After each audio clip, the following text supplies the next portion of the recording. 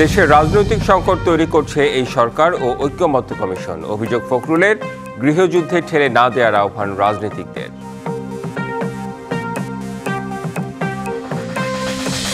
চলতি বছর ঢাকার তুলনায় ঢাকার বাইরে বেড়েছে ডেঙ্গুর সংক্রমণ। গ্রাম অঞ্চলে মশক নিধন কর্মসূচির দুর্বলতা ও জনবল সংকটই দায়ী। দক্ষতা ও ভাষাগত শিক্ষার অভাবে যথেষ্ট কর্মী পাঠানো যাচ্ছে না উন্নত দেশ জাপানে। দীর্ঘমেয়াদী পরিকল্পনা ও প্রশিক্ষণে জোর দেওয়ার তাগিদ। 12 বছরের বেশি সময় বন্ধ নলসিটি উপজেলা স্বাস্থ্য কমপ্লেক্সের অপারেশন থিয়েটার, নেই পর্যাপ্ত চিকিৎসক ও কর্মচারী।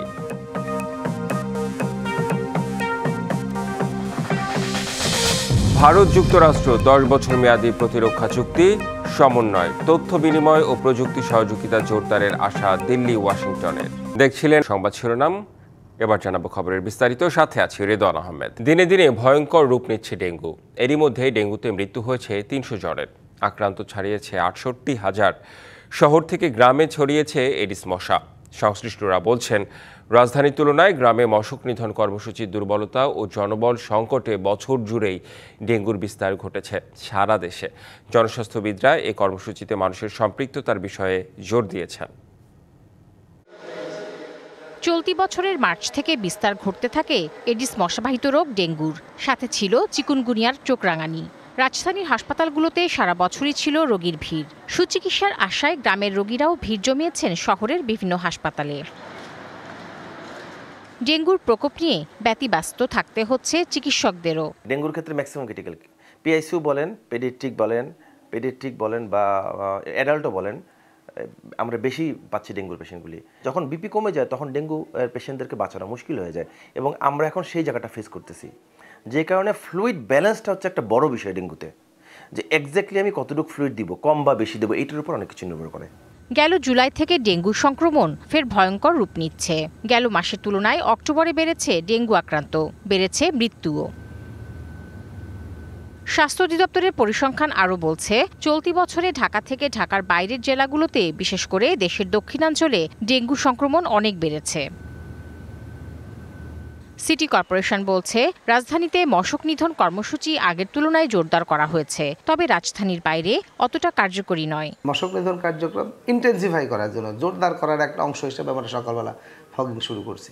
আমাদের আগে সুপারভাইজার ছিল হচ্ছে 30 জন, 54 জন করছি। অর্গানাইজ মশার কাজের কথা যদি বলেন, এটা আছে ঢাকা উত্তর এবং দক্ষিণ সিটি কর্পোরেশনে। এর বাইরে কিছু সিটি কর্পোরেশনে মানে কিছু কিছু কাজ আছে। এডিস মশক নিধন কার্যক্রম বাংলাদেশে এখন অতটা হয় নাই, যে জন্য সারা বাংলাদেশে ডেঙ্গু আক্রান্ত হচ্ছে। পরিকল্পনা করে দীর্ঘমেয়াদী প্রতিরোধ কার্যক্রম গ্রহণের তাগিদ দিয়েছেন জনস্বাস্থ্যবিদরা। আমাদের প্রথমত ডেঙ্গু নিয়ন্ত্রণের জন্য একটি সুসমন্বিত জাতীয় নীতি এবং কৌশল নির্ধারণ করতে হবে, এবং এই ধাপের সাথে আমাদের সাধারণ মানুষজনকে যুক্ত করতে হবে। বিশ্ব স্বাস্থ্য সংস্থা যেটাকে কমিউনিটি এনগেজমেন্ট বলে, সেই কাজটি করতে হবে। এই জন্য একটি সমন্বিত কার্যক্রম গড়ে তুলতে হবে। মশক নিধন কর্মীদের কার্যক্রমে জবাবদিহিতার পাশাপাশি স্বচ্ছতার ওপরও জোর দেন তিনি। Tahsina Jesy, DBC news, Dhaka. বৈধভাবে জাপানে গিয়ে মাসে 1 লাখ থেকে 1.5 লাখ টাকা পর্যন্ত আয় আছে, স্থায়ীভাবে বসবাসের সুযোগও। তবে দক্ষতা ও ভাষাগত শিক্ষার অভাবে এই সম্ভাবনা ভালোভাবে কাজে লাগাতে পারছে না বাংলাদেশ। এতে বাধ্য হয়ে অন্য দেশ থেকে কর্মী নেয় জাপান। বিপুল সম্ভাবনাময় এই শ্রম বাজারটিতে দক্ষ কর্মী পাঠানো বড় চ্যালেঞ্জও বটে। এজন্য সরকারি বেসরকারি প্রতিষ্ঠানের উদ্যোগে দীর্ঘমেয়াদী পরিকল্পনা ও প্রশিক্ষণে জোর দিয়েছেন অভিবাসন বিশ্লেষকরা। এতে বাড়বে রেমিটেন্স প্রবাহ। জাপানে বিদেশি কর্মীদের চাহিদা বাড়ছে দিন দিন। বিশ্বের অন্যতম অর্থনীতির শক্তির এই দেশে জাহাজ নির্মাণ, automobile, industrial packaging, care giving সহ বিভিন্ন খাতে কাজ করছে বাংলাদেশি কর্মীরা। জনশক্তি কর্মসংস্থান ও প্রশিক্ষণ ব্যুরোর তথ্য মতে 2022 সালে 504 জন, 2023 সালে 971 জন, 2024 সালে 1089 জন এবং চলতি বছরে এ পর্যন্ত জাপানে গেছেন 930 জন বাংলাদেশি কর্মী। সমঝোতা অনুযায়ী আগামী 5 বছরে বাংলাদেশ থেকে অন্তত 1 লাখের বেশি কর্মী নেবে জাপান। এজন্য থাকতে হবে দক্ষতা, জানতে হবে জাপানি ভাষা। তবে এই সুযোগ সেভাবে কাজে লাগানো যাচ্ছে না। আমি যখন ভাষা পারবো আমার টাকার প্রয়োজন নাই, সরকার তো আমাদের জন্য একবারে কম ভিসা কম টাকায় আমাদের জন্য প্রস্তুত করে দিচ্ছে। ওখানে যেতেও খরচ কম প্রথমত, তাহলে জাপানটা আমাদের জন্য বেস্ট। যেহেতু আমরা জাপান যেতে চাইতেছি, আমরা ওই রকম মেন্টালিটি আমাদের নিজের ভিতরে গড়াই নিতেছি। ওই দেশে যাওয়ার পরে আমাদের দেশের ভাবমূর্তি যাতে ক্ষুণ্ণ না হয়। যদি তাদেরকে এনে গভর্নমেন্টের মাধ্যমে আমাদেরকে সেই টিচার দেওয়া হয়, এটাকে আরো ত্বরান্বিত হবে বলে আমি মনে করি। পরীক্ষার পদ্ধতি ও দীর্ঘ শত্রুতা কাটিয়ে প্রক্রিয়া আরো সহজ করার দাবি জনশক্তি রপ্তানিকারক প্রতিষ্ঠানগুলোর। সার্ভারের সমস্যা, আমাদের স্টুডেন্টরা তাদের রেজিস্ট্রেশনটা করতে পারেন না। দুই দেশের সরকার যদি মনে করেন যে জেএলপিটি এবং জেএফটি পরীক্ষাটি যে সার্ভারের মাধ্যমে হয়ে থাকে, সেই সার্ভারটা যদি বাংলাদেশ সরকার কর্তৃক নিয়ন্ত্রিত হয়, তাহলে আমাদের স্টুডেন্টরা বেশি সংখ্যক পরীক্ষায় অংশগ্রহণ করতে পারবে এবং এখান থেকে বেশি স্কিল স্টুডেন্ট তৈরি হবে। আর অভিবাসন খাত সংশ্লিষ্টরা বলছেন, জাপানে বৈধভাবে কর্মী পাঠাতে সরকারি বেসরকারিভাবে কাজ করতে হবে। তো সেইটার জন্য একটা উদ্যোগ সরকারের গ্রহণ করা উচিত। এজেন্সিগুলো আছে, বিশেষ করে সেন্ডিং অর্গানাইজেশন যারা আছে, তারা যদি সেরকম ব্যবস্থা করতে পারেন যে তারা জাপানি প্রশিক্ষক নিয়ে আসলেন, কোন ভাষার জন্য বা কোন দেশের জন্য আমাদের লোকজন এখন প্রস্তুত আছে, সেই অনুযায়ী আমরা চুক্তিতে যাচ্ছি না। কিন্তু বিদেশের জন্য উপযোগী শিক্ষক বা প্রশিক্ষক আমাদের এখানে খুব একটা নেই। কেন দক্ষ কর্মী পাঠাতে পারছে না বাংলাদেশ, এ বিষয়ে জাপান সেলের সাথে যোগাযোগ করা হলেও কেউ মন্তব্য করতে রাজি হননি। Mahmudul Hasan Nazim, DBC news, Dhaka. দীর্ঘ 9 মাস বন্ধ থাকার পর আজ আবার পর্যটকদের জন্য চালু হলো সেন্ট মার্টিন দ্বীপ। তবে প্রকৃতি ও পরিবেশের ভারসাম্য রক্ষায় গত বছর থেকেই মেনে চলতে হচ্ছে বেশ কিছু বিধিনিষেধ। জানুয়ারি পর্যন্ত সেন্ট মার্টিনে ভ্রমণ করা গেলেও রাত্রি যাপন করা যাবে ডিসেম্বর থেকে। প্রতিদিন গড়ে 2000 পর্যটক ভ্রমণের সুযোগ পাবেন, লাগবে ট্রাভেল পাস। অন্যদিকে নিরাপত্তার কারণে 2023 সাল থেকে দমদমিয়া জেটিঘাট থেকে পর্যটকবাহী জাহাজ চলাচল বন্ধ। বিকল্প হিসেবে এবার নুনিয়ারছড়া বিআইডব্লিউটিএ জেটিঘাট থেকে চলবে জাহাজ। এবারের মৌসুমে পর্যটকবাহী 6টি জাহাজ চলাচলের অনুমতি দেওয়া হয়েছে। তবে পর্যাপ্ত যাত্রী না থাকায় গতকাল sea cruise operator owners association জানিয়েছিল তারা জাহাজ চালাবে না।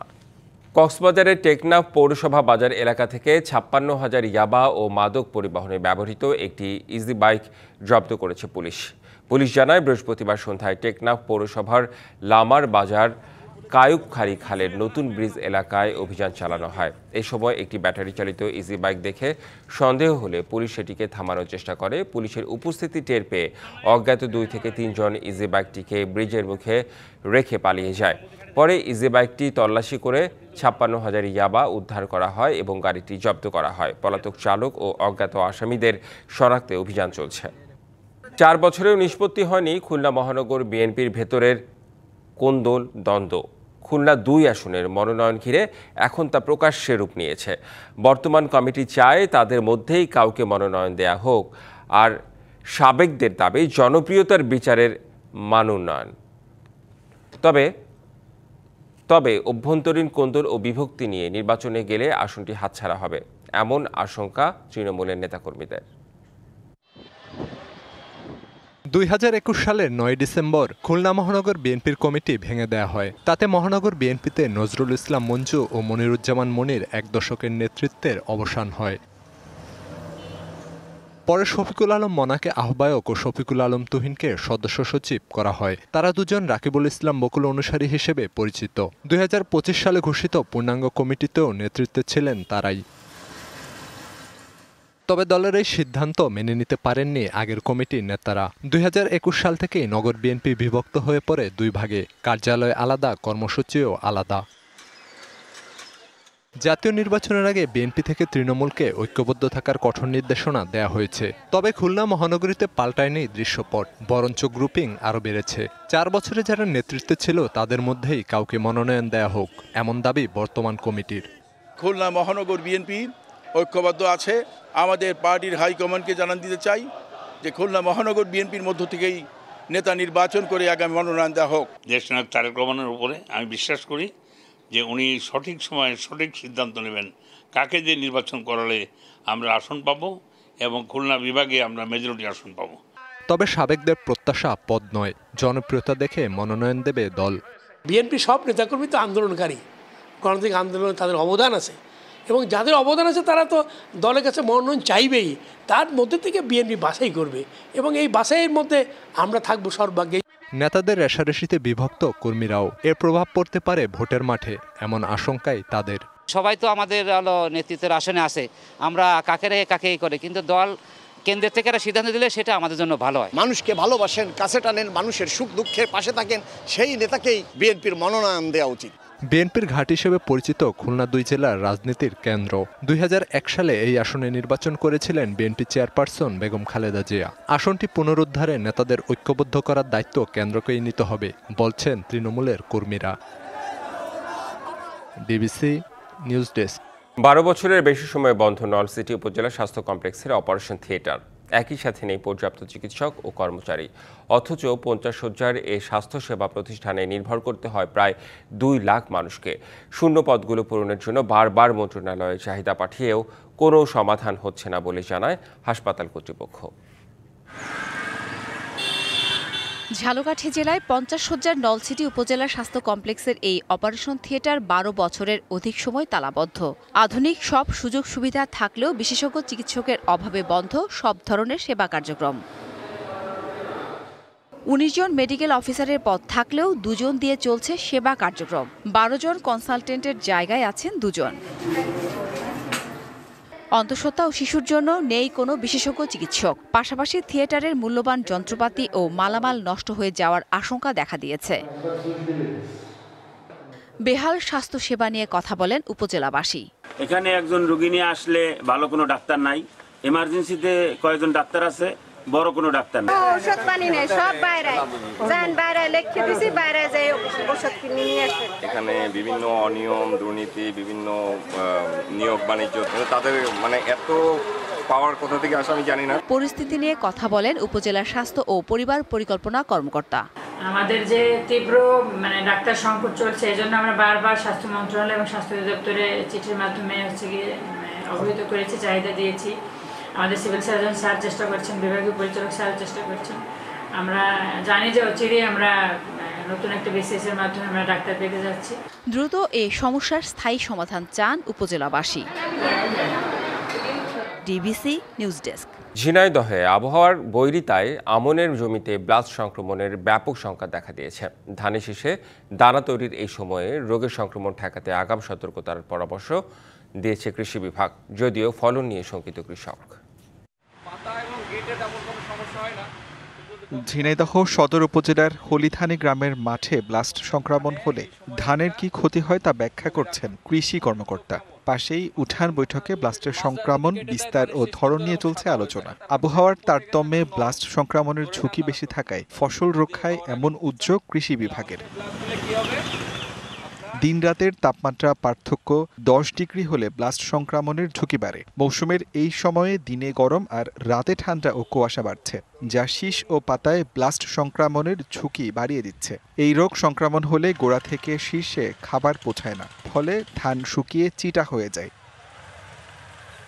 সদর উপজেলার হলিথানি এলাকায় কয়েকটি জমিতে কিছু গাছে পাতা ও শীষে সংক্রমণ হলেও তা প্রাথমিক পর্যায়ে, তবে তা শঙ্কা বাড়াচ্ছে আমন চাষির। হিটের কারণে ধানের মাথায় মনে করি আবার বিলাস রোগ হচ্ছে। শঙ্কায় আছি যে আবহাওয়া ওয়েদারের কারণে যে কি হবে না হবে, কারণ এখন লাগতেছে এবং আমাদের চাষিরা এবারে এত ব্যয়বহুল খরচ যে ধান আমরা ভুইতে অতিবৃষ্টির কারণে 2 বারও লাগাইছি। কৃষি কর্মকর্তারা বলছেন সতর্কতা হিসেবে আগে থেকে নিয়ম মেনে ছত্রাকনাশক স্প্রে করা জরুরি। যে সকল জমিতে ধানের জমিতে পাতাতে ব্লাস্টের আক্রমণ হয়েছে অবশ্যই কৃষককে ধরে নিতে হবে, এটা শীষে যাবে, এই জন্য তাকে আগে থেকেই এখনই এই যে ছত্রাক দমনের জন্য উপযুক্ত ছত্রাকনাশক তাকে ব্যবহার করতে হবে, তাহলে এটি আর ছড়াবে না এবং কৃষকের ফলন নষ্ট হবে না। চলতি মৌসুমে সদর উপজেলায় 25,252 হেক্টর জমিতে আমন ধানের আবাদ হয়েছে। DBC news desk. লাভের আশায় হিমাগারে আলু রেখেছিলেন নওগাঁর কৃষক ও ব্যবসায়ীরা, কিন্তু বর্তমান আলুর দরপতনে লাভ তো দূরের কথা, হিমাগারের ভাড়া দেওয়ার ভয়ে হিমাগার থেকে আলু নিতে আসছেন না অনেকেই। নির্দিষ্ট ফসলের দিকে ঝুঁকে পড়ায় চাহিদা ও যোগানের ভারসাম্য নষ্ট হচ্ছে বলে জানাচ্ছেন কর্মকর্তারা। আলুর ঊর্ধ্বগতি বাজারের কারণে লাভের আশায় গত বছর নওগাঁয় রেকর্ড পরিমাণ জমিতে আলু চাষ হয়। উচ্চ মূল্যে আলুর বীজ ক্রয়, সার ও কীটনাশক প্রয়োগে আলুর উৎপাদনের খরচও হয়েছিল দ্বিগুণ। কিন্তু চলতি বছর আলু উৎপাদনের পর থেকেই দাম কমেছে আশঙ্কাজনকভাবে। ৬০ কেজি প্রতি বস্তা আলু হিমাগার ভাড়া ও পরিবহন খরচ বাবদ পড়েছে ৬০০ টাকা। অথচ পাইকারি বাজারে আলু বিক্রি করতে হচ্ছে প্রতি কেজি ১০ থেকে ১৩ টাকায়। এতে লোকসান গুনতে হচ্ছে আলু চাষি ও ব্যবসায়ীদের। ১৮০০ টাকা খরচা পড়ছে আর বিক্রি হচ্ছে ৬০০ টাকা। পুরাটাই লস। আমরা সামনে আলু লাগাবো না, আমরা লস করতে আর পারবো না। আগের বছরগুলোতে এই সময় হিমাগার প্রায় খালি হয়ে যায়, কিন্তু এবছর অনেকেই আলু না তুলে গা ঢাকা দিয়েছে। এমন অবস্থা যে জমি তো রেডি করা দূরের কথা, তারা আসতে যায় না। আলু যে নিয়ে যাবে একটা ভাড়া আছে, দিনে ৩,০০০-৪,০০০ বস্তা আমার আলু বেরোর কথা বা গেট পাস হওয়ার কথা, সেই জায়গায় আমার গেট পাস হচ্ছে না। লাভের আশায় অপরিকল্পিতভাবে একটি নির্দিষ্ট ফসলের দিকে ঝুঁকে পড়ে চাষিরা, যা চাহিদা ও যোগানের ভারসাম্য নষ্ট করে বলে জানায় কৃষি সম্প্রসারণ অধিদপ্তর। আলুর যে নিয়মিত চাষি যারা আছে তাদের বাইরেও কিছু আলু ব্যবসায়ী আলু চাষে নেমে পড়েছে। এবার যেহেতু তারা সেরকম মুনাফা করতে পারেনি, তারাও অটোমেটিক সরে আসবে। গত বছর জেলায় ২৫,৯৪০ হেক্টর জমিতে আলুর চাষ হয়েছে, যা থেকে উৎপাদন হয়েছে ৫ লাখ মেট্রিক টন আলু। DBC news desk. একসময় হবিগঞ্জ শহরের প্রাণ ছিল পুরান খোয়াই নদী, এখন ছোট খাল বা নালায় পরিণত হয়েছে। নদীর উপরেই করা হয়েছে সরকারি বেসরকারি বিভিন্ন স্থাপনা। বৃষ্টি হলেই শহরের বিভিন্ন অংশে জলাবদ্ধতা সৃষ্টি হয়। দখলদারদের তালিকা করলেও উচ্ছেদে কোনো ব্যবস্থা নিচ্ছে না প্রশাসন। এখানেই ছিল খরস্রোতা নদী। দখল দূষণে অস্তিত্ব বিলীন হয়েছে পুরাতন সেই খোয়াই নদীর। ৭০-এর দশকের শেষের দিকে বন্যা থেকে শহর রক্ষায় মাছুলিয়া থেকে রামপুর এবং খোয়াইমুখ থেকে গরুর বাজার পর্যন্ত ৫ কিলোমিটারে ২ দফা লুপ কাটিংয়ের মাধ্যমে গতিপথ পরিবর্তন করা হয়। বর্তমানে নদীর প্রবাহ সংকুচিত, তলদেশ ভরাট এবং বিভিন্ন স্থানে দখল ও দূষণে মৃতপ্রায় অবস্থা। শহরের শ্যামলী, মুসলিম কোয়ার্টার, হরিপুর, নাতিরাবাদ, পুরাতন মাছবাজার সহ বিভিন্ন এলাকায় নদীটি দখল করে গড়ে তোলা হয়েছে কাঁচা পাকা স্থাপনা। পুরাতন খোয়াই নদী দখলের কারণে শহরে দেখা যায় একটু বৃষ্টি হলেই পানিতে রাস্তাঘাট ভরে যায়। খোয়াই নদীটা যদি সচল করা হইতো বা পুনরুদ্ধার করা হইতো, তাইলে আমাদের শহরের মধ্যে যে জলাবদ্ধতা তৈরি হয় বৃষ্টি হলেই, তাইলে এটা আর হইতো না। শুধু ব্যক্তি নয়, সরকারি প্রতিষ্ঠানও দখল করেছে নদীর অংশ। পুরাতন খোয়াই নদীর জায়গা ভরাট করে গড়ে তোলা হয়েছে জেলা পরিষদ, ডায়াবেটিক হাসপাতাল, প্রতিবন্ধী স্কুল ও পুনর্বাসন কেন্দ্র, জেলা ও শহর মুক্তিযোদ্ধা সংসদ, গ্রন্থাগার সহ সরকারি বেসরকারি স্থাপনা। দলীয় মদতপুষ্ট দখলদার লোকগুলা, তাদের দখল দূষণে নদীটা আজকে প্রায় বিপর্যস্ত। বারবার দখল ও দূষণমুক্ত করার দাবি জানিয়ে আসলেও ব্যবস্থা গ্রহণ না করায় ক্ষুব্ধ পরিবেশবিদরা। ২০ বছর যাবৎ এই পুরাতন খোয়াই নদী নিয়ে আন্দোলন করছি। অনেকে আমাদেরকে অনেক আশ্বাস দিয়েছেন, কিন্তু আমরা পরবর্তীতে দেখেছি কোনো আশ্বাসই কাজে হয় নাই। সরকারি স্থাপনা, বেসরকারি স্থাপনা, নদী পাড়ের বাসাবাড়ি যারা রয়েছে তারা নদীর উপরে উঠে আসছে এবং নদীর প্রায় ৮০ থেকে ৯০ ভাগ দখল হয়ে গেছে। পানি উন্নয়ন বোর্ড জানিয়েছে এরই মধ্যে ৩০০-র বেশি অবৈধ দখলদারের তালিকা প্রস্তুত করা হয়েছে। এখানে বেশ কিছু অবৈধ স্থাপনা আছে, ৩০০+ অবৈধ স্থাপনা আছে। জেলা প্রশাসন কর্তৃক এই অবৈধ স্থাপনার তালিকা তৈরি করা হয়েছে এবং জেলা প্রশাসন আশ্বস্ত করেছেন যে তারা অবৈধ স্থাপনা উচ্ছেদ করবে।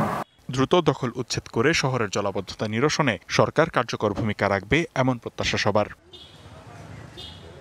DBC news desk. হিমালয় কন্যাখ্যাত দেশের উত্তরের জেলা পঞ্চগড়ে অনুভূত হচ্ছে শীতের আমেজ। রাত থেকে সকাল পর্যন্ত দেখা মিলেছে মাঝারি থেকে ঘন কুয়াশার, পাশাপাশি বৃষ্টি বলয় সক্রিয় থাকায় বাড়ছে শীতের অনুভূতি। এতে ভোগান্তিতে পড়েছে ছিন্নমূল সহ অসচ্ছল বাসিন্দারা। আবহাওয়া অফিস বলছে বৃষ্টি বলয় কেটে গেলে শীতের তীব্রতা আরও বাড়বে। হেমন্তের শেষ প্রান্তে এসে এবারও দেশের সর্ব উত্তরের জেলা পঞ্চগড়ে কড়া নাড়ছে শীত। গত কয়েকদিন ধরেই রাত থেকে সকাল পর্যন্ত দেখা মিলছে মাঝারি থেকে ঘন কুয়াশার, অনুভূত হচ্ছে শীতের হিমেল হাওয়া। গেল 2 দিন ধরে চলা বৃষ্টি বলয় আরও বাড়িয়েছে ঠান্ডার অনুভূতি। দিন ও রাতের তাপমাত্রা ওঠানামা করছে 20 থেকে 25 ডিগ্রি পর্যন্ত। ভোর থেকে সকাল পর্যন্ত সড়কে হেডলাইট জ্বালিয়ে চলাচল করছে যানবাহন।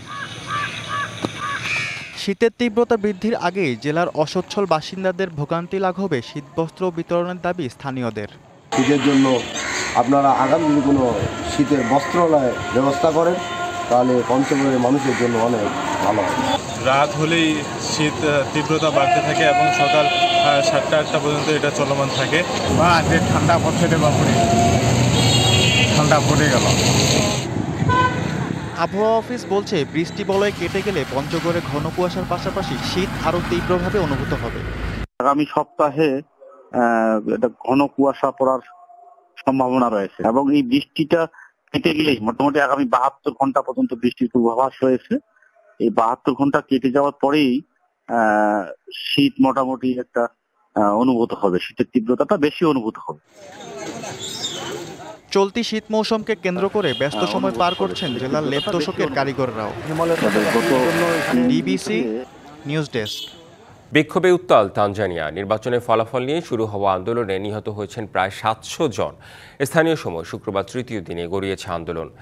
চাদেমা পার্টির মুখপাত্র জন কিতুকার জানান, দার এস সালামে প্রায় 350 জন এবং M1 জাতে 200 জনের বেশি মানুষ নিহত হয়েছেন। অন্যান্য স্থানে নিহত হয়েছেন আরও প্রায় 150 জন। তানজানিয়ায় গত সপ্তাহে নির্বাচন হয়, এতে প্রধান দুটি বিরোধী দলকে প্রতিদ্বন্দ্বিতা করতে দেওয়া হয়নি। এরপর মঙ্গলবার থেকে বাণিজ্যিক রাজধানী দার এস সালামে ব্যাপক আন্দোলন শুরু হয়। বিরোধী দলের ওপর দমন নিপীড়ন এবং নির্বাচনে ব্যাপক বিধিনিষেধের প্রতিবাদে সাধারণ মানুষ রাস্তায় নেমে আসে। তারা অসংখ্য গাড়ি, পেট্রোল স্টেশন এবং থানায় আগুন দিয়েছেন। তারা দাবি করছে নির্বাচন কমিশন যেন ফলাফল ঘোষণা বন্ধ করে দেয়। পরিস্থিতি নিয়ন্ত্রণে সেনা মোতায়েন ও ইন্টারনেট বন্ধ করেছে সরকার। দীর্ঘ 9 মাস বন্ধ থাকার পর আজ আবার পর্যটকদের জন্য চালু হলো সেন্ট মার্টিন দ্বীপ। তবে প্রকৃতি ও পরিবেশের ভারসাম্য রক্ষায় গত বছর থেকেই মেনে চলতে হচ্ছে বেশ কিছু বিধিনিষেধ। জানুয়ারি পর্যন্ত সেন্ট মার্টিনে ভ্রমণ করা গেলেও রাত্রি যাপন করা যাবে ডিসেম্বর থেকে। এ বিষয়ে আরও জানাতে নুনিয়ারছড়া IWTA জেটিঘাট থেকে সরাসরি যুক্ত হয়েছেন সহকর্মী শঙ্কর বড়ুয়া রুমি। কথা বলবো তার সাথে।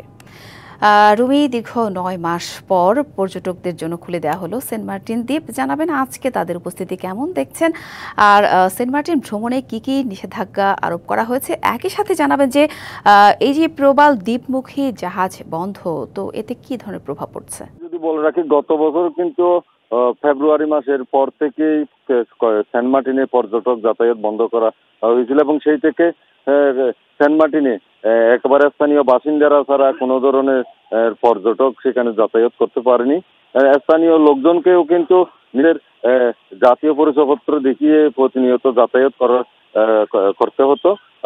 এখন গত কিছুদিন 1 মাস আগেই সরকার সেন্ট মার্টিনে 1 নভেম্বর থেকে পর্যটকদের যাতায়াতের জন্য অনুমতি প্রদান করে এবং সেই অনুমতির আলোকেই 6টি জাহাজ চলাচলের অনুমোদনও দেওয়া হয়। আজ থেকে কিন্তু সেন্ট মার্টিনে পর্যটক যাতায়াত শুরু করা হলেও যেহেতু রাত্রি যাপনের নিষেধাজ্ঞা রয়েছে, সেই কারণে সেন্ট মার্টিনে পর্যটকরা যেতে নিরুৎসাহিত হয়েছেন, এমনকি কথা তারা জানিয়েছেন জাহাজ মালিক কর্তৃপক্ষ সহ পর্যটন সংশ্লিষ্টরা।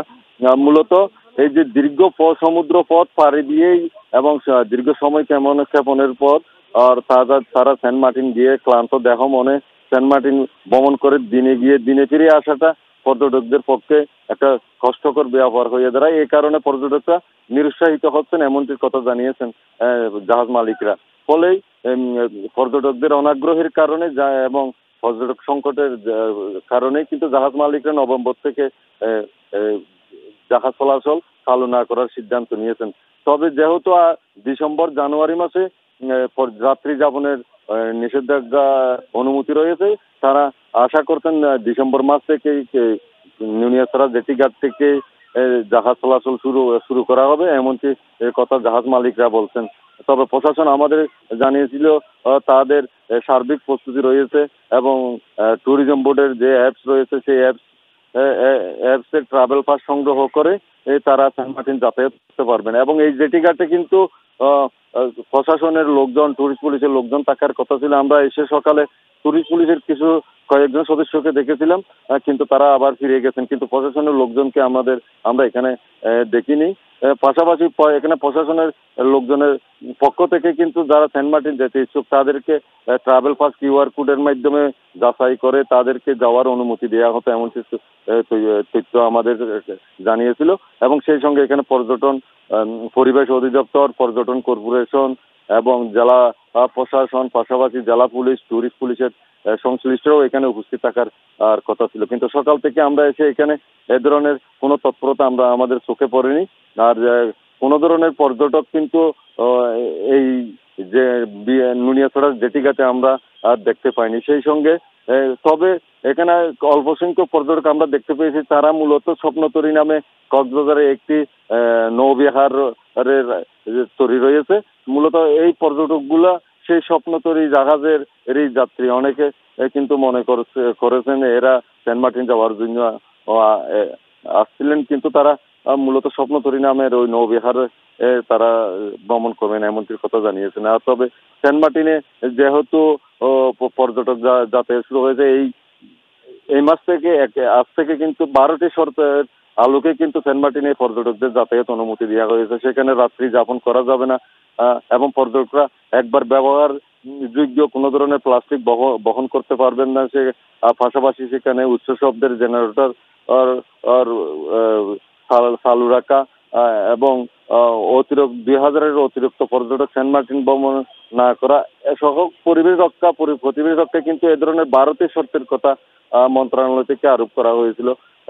বন, পরিবেশ ও জলবায়ু পরিবর্তন মন্ত্রণালয় এই 12টি শর্তের আলোকে 3 মাসের নভেম্বর থেকে জানুয়ারি পর্যন্ত 3 মাসের পর্যটকদের যাতায়াতের অনুমতি প্রদান করে।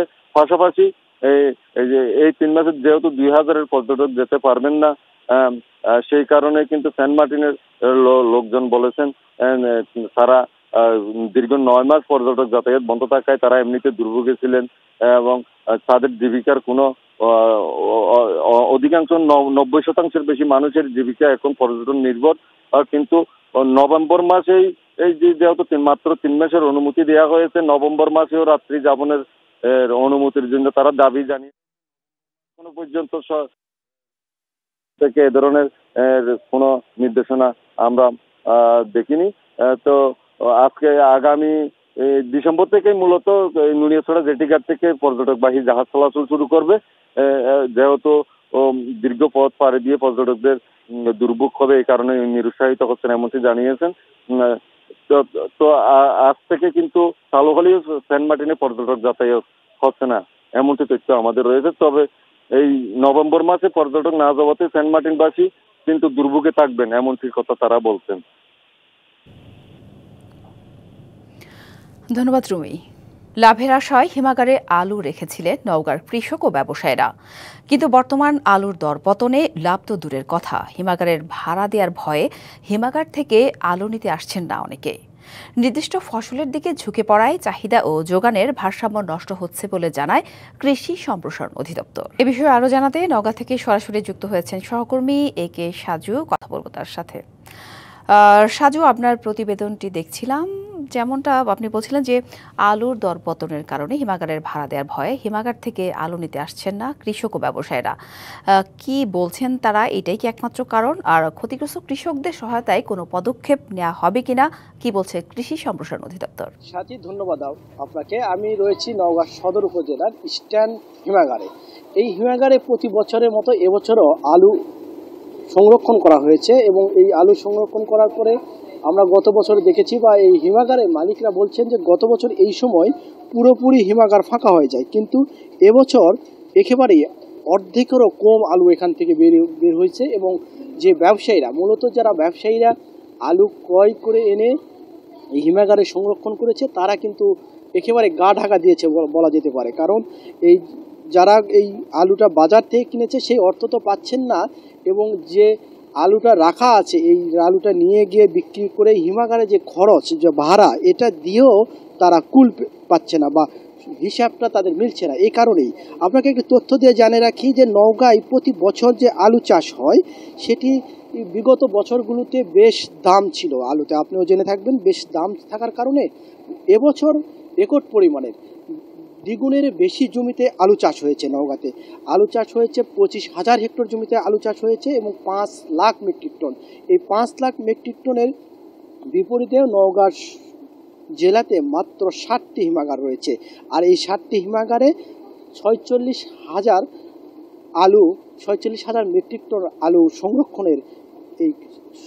সংরক্ষণ করার সম্ভব হয়। সেটি পুরোপুরি ব্যবসায়ীরা নিয়ন্ত্রণে নেয়। আমরা প্রতি বছরে যে সিন্ডিকেট আমরা দেখেছি যে ব্যবসায়ীরা নিয়ে নেয়, যে কৃষকেরা রাখতে পারে না।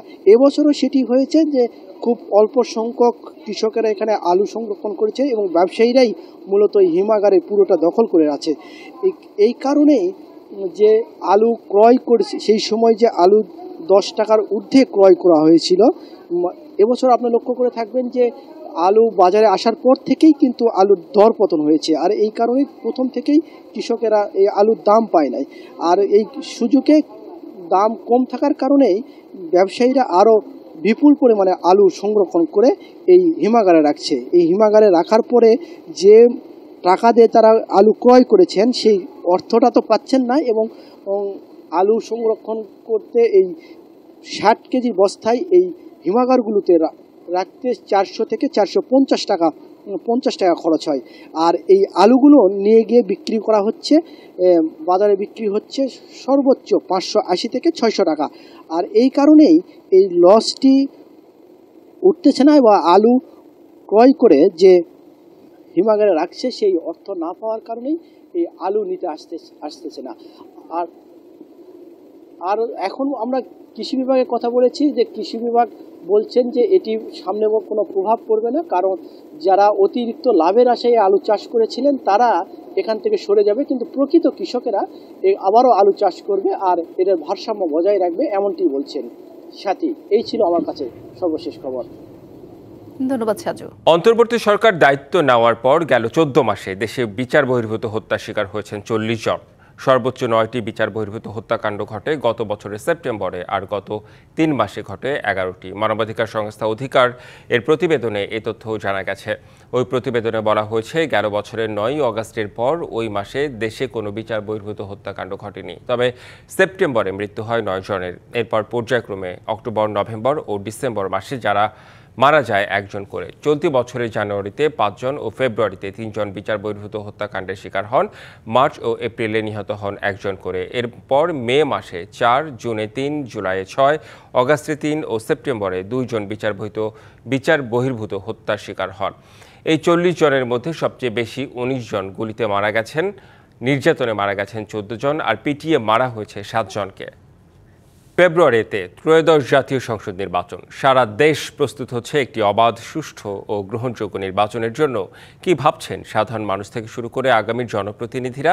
সে কথা জানাতে ডিবিসি নিউজের ইলেকশন এক্সপ্রেস ছুটে যাচ্ছে সব সংসদীয় আসনে। এখন রয়েছে সংসদীয় আসন 89, যশোর 5-এ। স্বাগত জানাচ্ছি সিএসআরএম ডিবিসি ইলেকশন এক্সপ্রেসে। আমার সঙ্গে এই মুহূর্তে যুক্ত আছেন, বা আমি আজকে সারাদিন থাকবো যশোর 5 এবং 6 আসনে। আমার সঙ্গে এই মুহূর্তে যুক্ত আছেন বাংলাদেশ জামাতে ইসলামের যিনি মনোনয়ন প্রত্যাশী বলা যাবে না, তাকে চূড়ান্ত করা হয়েছে এই আসনটি থেকে। স্বাগত আপনাকে সিএসআরএম ডিবিসি ইলেকশন এক্সপ্রেসে। আপনাকে যে চূড়ান্ত করা হয়েছে, আসলে এই আসনটি নিয়ে আপনার কি ভাবনা রয়েছে? সাধারণ মানুষ আপনাকে কেন বেছে নেবে বা জামাতকে কেন বেছে নেবে? ধন্যবাদ সবাইকে। আসলে জামাত ইসলামের ভিতরে তো এরকম কোনো সুযোগ নাই প্রার্থী হওয়ার জন্য লড়াই করা, দেন দরবার করা। এটা সংগঠন সিদ্ধান্ত নিয়েছে। এই জন্য আমাদের কেউ প্রার্থী হতে পারে না, আমাদেরকে নমিনি সংগঠন থেকে মনোনয়ন দেওয়া।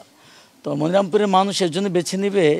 54 বছর ধরে মানুষ তো দেখেছে যে দলের পরিবর্তন হয়েছে, নেতা নেত্রীর পরিবর্তন হয়েছে, কিন্তু দুঃশাসন দুর্নীতির কোনো পরিবর্তন হয়নি। দুঃশাসন দুর্নীতির পরিবর্তন হতে হলে রাজনৈতিক নেতৃবৃন্দকে দুর্নীতিমুক্ত হতে হবে। তো জামাত যে নেতৃত্ব সারা বাংলাদেশে গড়ে তুলেছে, সেই নেতৃত্ব দুর্নীতিমুক্ত, এটা পরীক্ষিত। জামাতের ইতিপূর্বে 2 জন মন্ত্রী ছিলেন, যারা এমপি ছিলেন, তাদের জীবনে কার সাথে কোনো দুর্নীতির সম্পর্ক নেই।